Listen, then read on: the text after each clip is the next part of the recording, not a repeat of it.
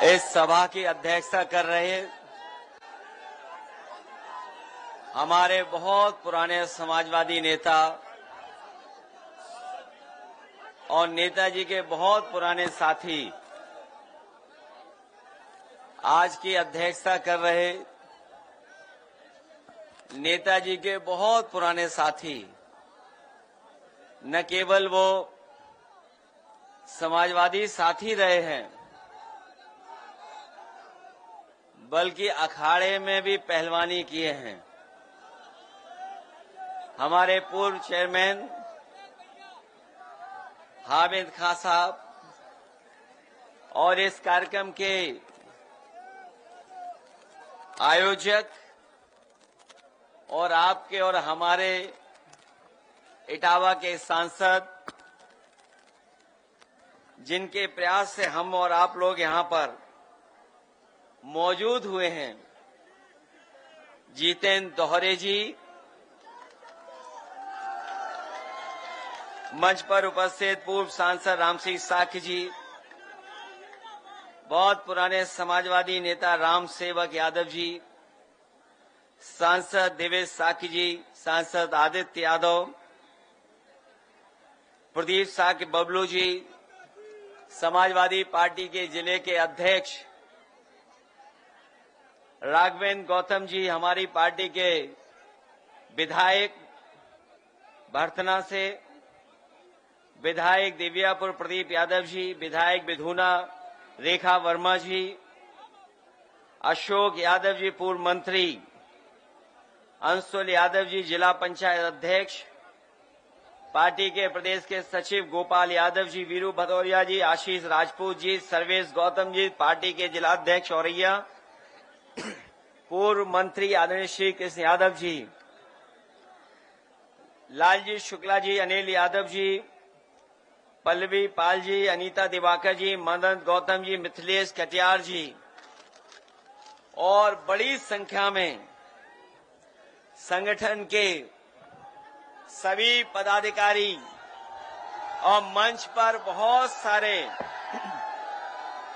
उपस्थित पार्टी के हमारे नेता, यहां पर कार्यक्रम में उपस्थित सभी हमारे किसान भाई, आदरणीय बुजुर्ग, बड़ी संख्या में नौजवान साथी, माताएं, बहनें और पत्रकार साथियों, मैं सबसे पहले सांसद जितेंद्र दोहरे जी और उनके सहयोगी साथियों को और समाजवादी पार्टी के कार्यकर्ताओं का बहुत बहुत धन्यवाद और आभार प्रकट करना चाहता हूं कि उन्होंने अपने ब्लॉक के परिसर में बाबा साहेब भीमराव अंबेडकर जी की प्रतिमा लगा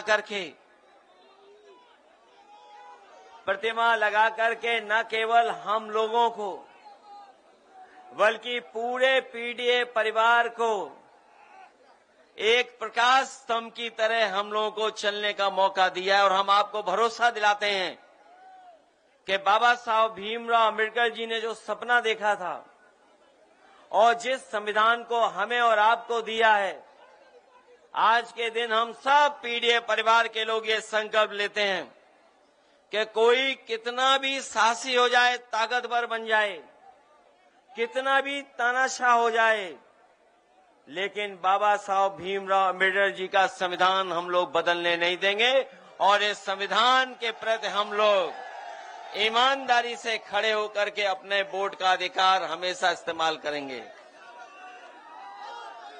आज मुझे बहुत खुशी है कि बहुत सारे समाजवादियों से मिलने का मौका मिल रहा है। न केवल जो हमसे मंच पे व्यक्तिगत रूप से मिले हैं, लेकिन मैं देख रहा हूं सभा में बहुत सारे हमें अपने सभी लोग दिखाई दे रहे हैं।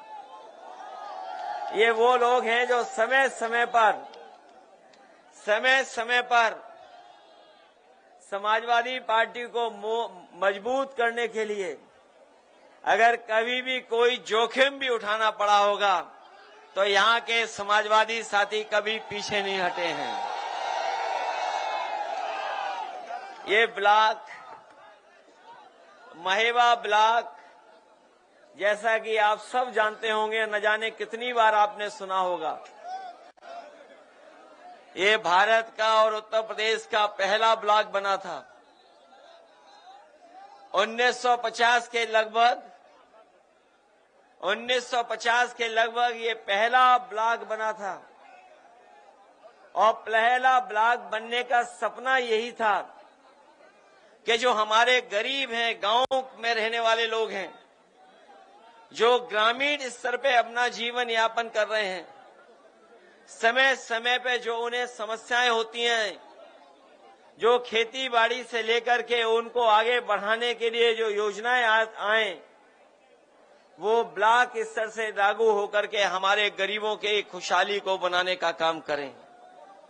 लेकिन इधर हम जब लोग पीछे मुड़ के देखते हैं, जो ब्लॉक का सपना था वो सपना ही रह गया। न केवल सपना रह गया, बल्कि बाबा साहब भीमराव अम्बेडकर जी ने ये कहा था कि आजाद भारत होने के बाद हम अंग्रेजों को और उस समय की सरकारों को इस बात के लिए नहीं कह सकते हैं कि उन्होंने बुराई लाने का काम किया या उनकी वजह से हम खुशहाली और तरक्की के रास्ते पे नहीं हैं, क्योंकि अंग्रेज जाने के बाद न केवल हमारा देश आजाद हुआ, बल्कि बाबा साहब भीमराव अम्बेडकर जी ने हमें दुनिया का सबसे अच्छा संविधान दिया और संविधान देने के साथ साथ उन्होंने हमें और आपको अधिकार दिलाने का काम किया है। और वो अधिकार जो हमें संविधान से मिले हैं, हम और आप लोग देखते हैं कि कभी कभी हमारे अधिकारों को छीनने का काम करते हैं। हमारे अधिकारों की कोई परवाह नहीं कर रहा है। पिछले चुनाव में जिस समय समाजवादियों ने पीडीए परिवार का नारा दिया और नारे के साथ साथ हम लोगों ने संविधान बचाने का संकल्प लिया, और उसका परिणाम ये हुआ कि न केवल भारतीय जनता पार्टी उत्तर प्रदेश में हारी है, बल्कि उत्तर प्रदेश में सबसे ज्यादा सीटें लोकसभा में जीतने वाली समाजवादी पार्टी बन गई। आज पीडीए और संविधान और बाबा साहब भीमराव अम्बेडकर जी का संविधान, डॉक्टर राम मनोहर लोहिया के हमारा समाजवादी चिंतन और नेताजी के संघर्ष की वजह से आज हम लोग सबसे बड़ी पार्टी हैं उत्तर प्रदेश में। जहां इंडिया गठबंधन ने सबसे ज्यादा सीटें जीती, वहीं भारतीय जनता पार्टी को हम लोगों ने बहुमत से दूर करने का काम भी किया है। आज उनका बहुमत नहीं है। वैसे तो इटावा औरैया वाले लोग बहुत क्रांतिकारी हैं और क्रांतिकारी हों भी क्यों नहीं, ये हमारे इटावा औरैया वाले जो इतिहास के पन्नों को पलटते होंगे, जो इतिहास को जानते होंगे, ये इटावा औरैया का बहुत महत्वपूर्ण इतिहास रहा है। और यहाँ के लोग क्रांतिकारी क्यों न हो, जब चंबल बगल में बह रही हो और जहां हमें रिवाइंस देखने को मिलती हो, मुझे नहीं लगता है कि कहीं भी ऐसी बेहड़ होगी देश में जैसी बेहड़ हमारे आपके जिलों में है। केवल हमारा इतिहास चंबल बेहड़ से नहीं है, बल्कि इतिहास जो जानते होंगे इटावा का, वो जानते होंगे ए.ओ. ह्यूम, जो ए.ओ. ह्यूम थे, जब 1857 की आजादी की लड़ाई हुई और उसमें यहां के जो कलेक्टर इटावा के थे, उन्हें क्रांतिकारियों का मुकाबला करने के लिए उन्हें भागना पड़ा और यहां से भाग करके निकल गए।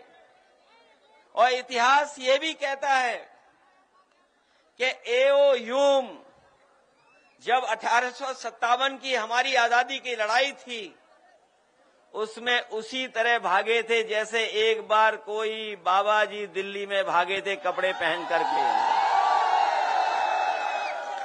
ये इतिहास के पन्नों में दर्ज है। ये वही ह्यूम हैं जिन्होंने कांग्रेस की स्थापना करने का काम किया था।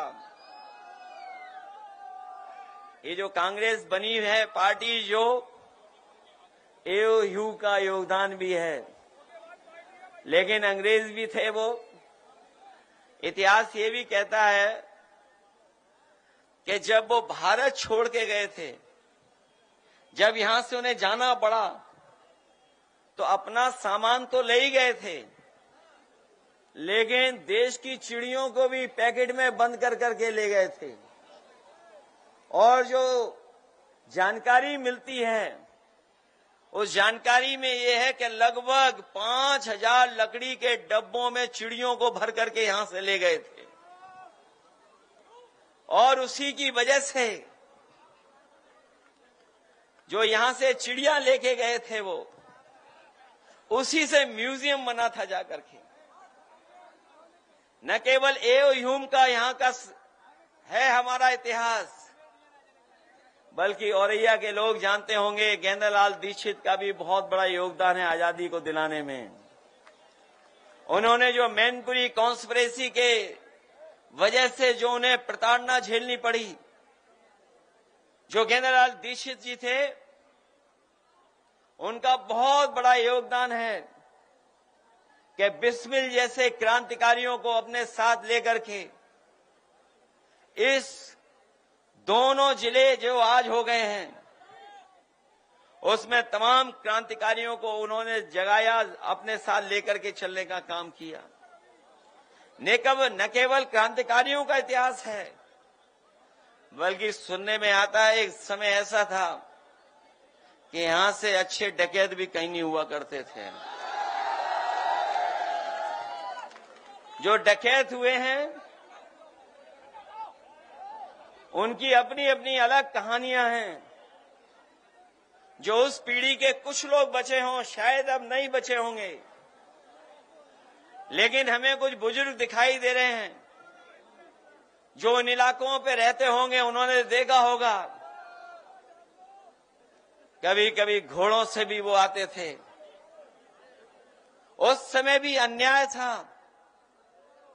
वो भी कहानियां हैं बहुत सारी डकैतों की, जिसकी वजह से इटावा, मैनपुरी और औरैया और आपके बगल के जिलों का, जो मध्य प्रदेश के जिले की एक पहचान बनी है। उस समय भी तमाम ऐसे लोग हुए पैदा जिन्होंने अन्याय के खिलाफ लड़ने का काम किया। हमारे साथी जो फूलन देवी का नाम ले रहे हैं,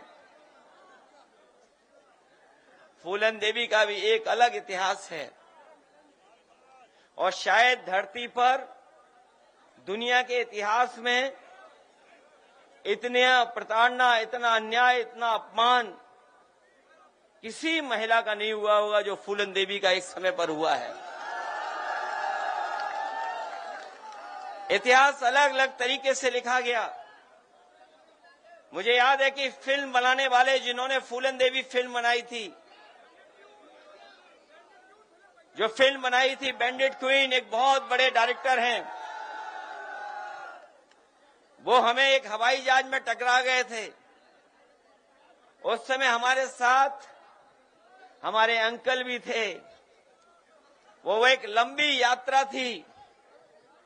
उन्होंने उस फिल्म के बारे में जिक्र किया और पूछा कि ये बताओ, जब फिल्म अंत हो रही है, बात खत्म हो रही है, तो आपने नेताजी और समाजवादियों का नाम क्यों नहीं लिखा?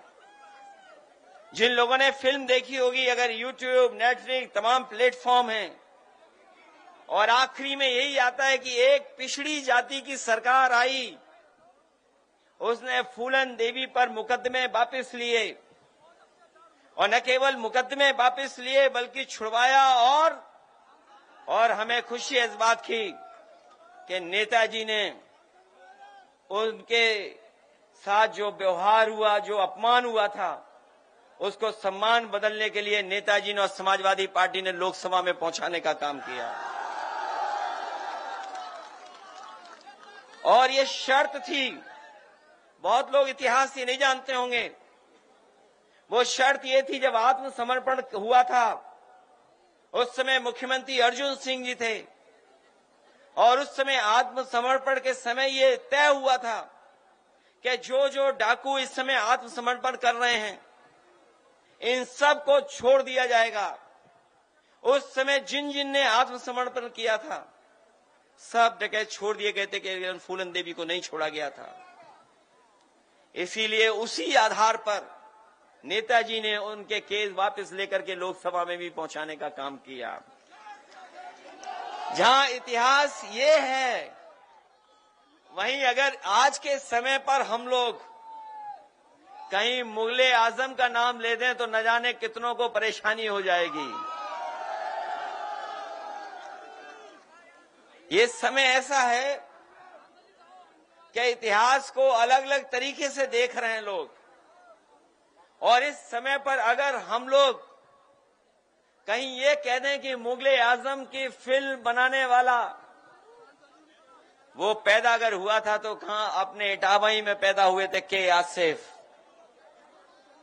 शायद वैसी फिल्म कभी नहीं बनी होगी जो मुगले आजम की फिल्म बनी है।